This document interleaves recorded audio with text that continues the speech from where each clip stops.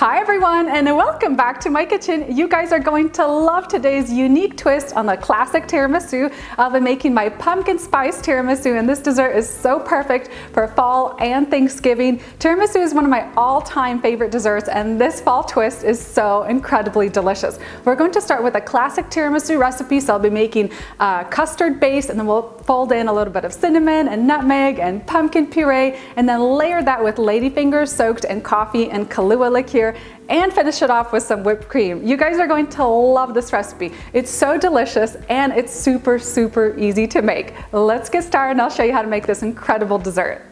And I'm going to get this recipe started with an easy custard base. I have 1.5 cups of whole milk. I'm going to pour the milk into a saucepan and combine the milk with 1 tablespoon of all-purpose flour. I'm going to whisk the flour into the milk. I'm going to turn on the heat on my burner here to a medium, and I'm going to let the milk come up, not to a simmer, but just until it's steaming. You want it to be nice and hot, but not scalding hot. And while my milk is heating, I'm going to get started on the egg yolks and sugar. So I have 2 large egg yolks. To that, I'm going to add in 1/2 cup of white granulated sugar.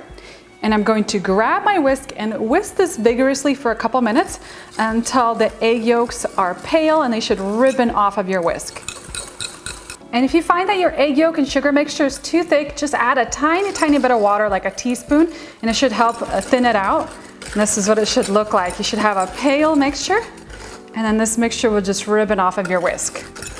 And my milk is steaming hot, and now I'm ready to temper the hot milk into this egg yolk and sugar mixture. So I'm going to add a little bit at a time, and then use my whisk, mix that hot milk into the egg yolk mixture. Make sure you give it a good whisk after each addition.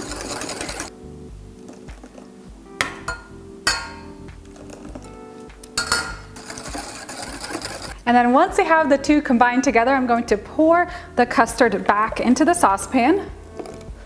And before I continue cooking my custard, I'm going to add a simple cornstarch slurry. So I have 2 tablespoons of cornstarch. I'm going to add in 2 tablespoons of water, and then just combine this all together.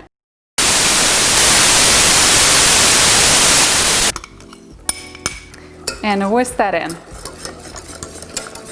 And now I'm ready to cook my custard. So I'm going to set the heat to medium, and I'm going to be using a little flat spatula to scrape along the bottom of the pan to make sure that the custard doesn't get burnt. And the custard usually cooks for about 4 to 5 minutes. You want to stir it constantly until it thickens and holds its shape on the back of a spoon. I just took my custard off the heat, and I want to show you guys the consistency that you're going for. So it should be really nice and thick. It's going to have almost like a pudding-like consistency. And now we're ready to add our next ingredients. While my custard is still hot, I'm going to add in 1/2 cup of unsalted softened butter. And I also have 8 ounces of softened cream cheese. Drop that in. And if you have mascarpone cheese, that will work really well as well. Just going to let this sit in here for a couple minutes, allowing that butter and the cream cheese to really soften. I'm also going to add in 1 teaspoon of vanilla extract. Then after a few minutes of letting that butter and cream cheese sit in there, I'm going to grab my whisk and really mix it in for about a minute until I have a smooth mixture.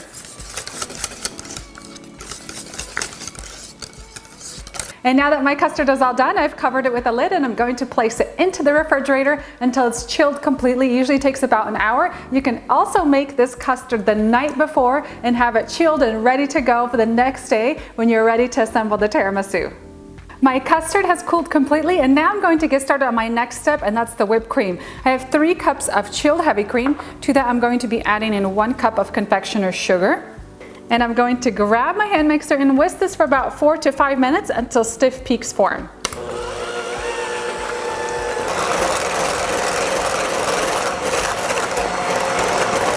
I've transferred my chilled custard into a large mixing bowl. Next, I'm going to add in 15 ounces of pure, unsweetened pumpkin puree, 1 teaspoon of ground cinnamon, and I'm going to grate in 1/2 teaspoon of nutmeg, and then just whisk in the pumpkin puree into the custard.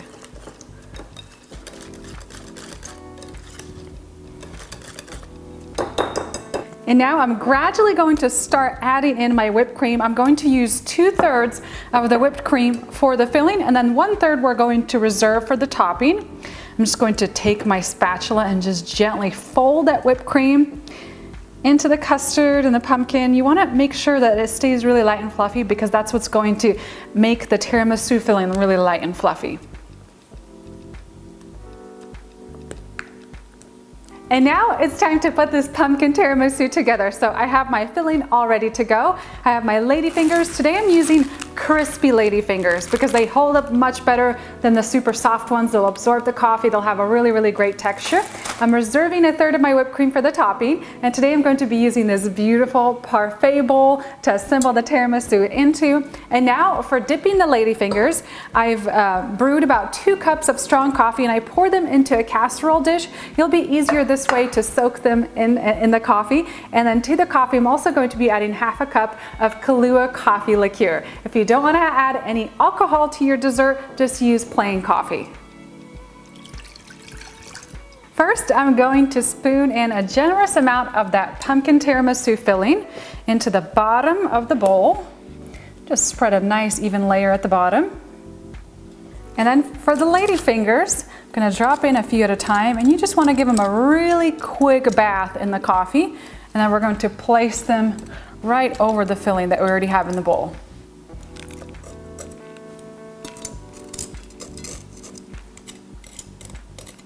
And now we're going to add more filling over the ladyfinger cookies.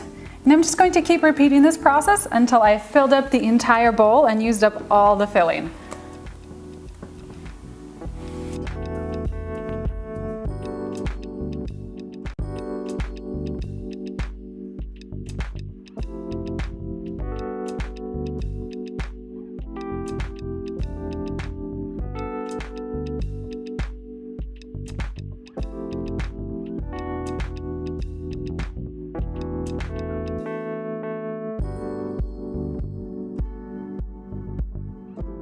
And the last of my pumpkin filling is going right on top. And I'm going to add the last of that whipped cream on top. This is the perfect finish for this dessert. It's going to look so, so pretty.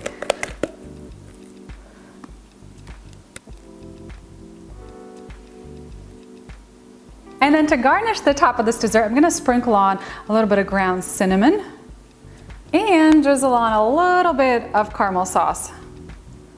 Oh yeah, this is going to be perfection for fall, Thanksgiving. This looks so pretty. And for serving this tiramisu, you don't need any special tools. Just grab a large spoon and just dig in there. I try to get a little bit of whipped cream for everybody and just scoop that out.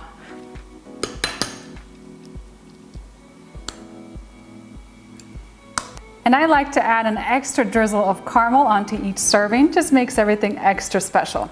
And that is it, guys, for my pumpkin tiramisu recipe. For the full recipe, make sure to head on down the video description box. I'll have a link that'll take you over to my website where you could print this recipe off and share it with your family and friends. Now time to dig in and enjoy, and I love that extra caramel drizzle, a little sprinkle of ground cinnamon on the top. Now when you are making this at home, I recommend leaving this in the fridge at least for a couple hours, or you can make it the night before, leave it in the fridge overnight. It's just going to help all those flavors come together so well. This looks so good, and it smells really good too. It smells so, so good.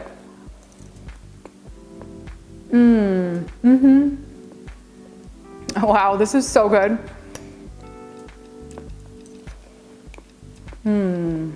If you love traditional tiramisu, you have to give this fall version a try. It is so incredibly delicious. You get the fall flavors with the traditional tiramisu combined together, just a light hint of the pumpkin, a little bit of the cinnamon and nutmeg, and it is so incredibly delicious with those ladyfingers soaked in coffee, and that creamy filling is just amazing. Everything just melts in your mouth. The texture is incredible. The flavors are incredible.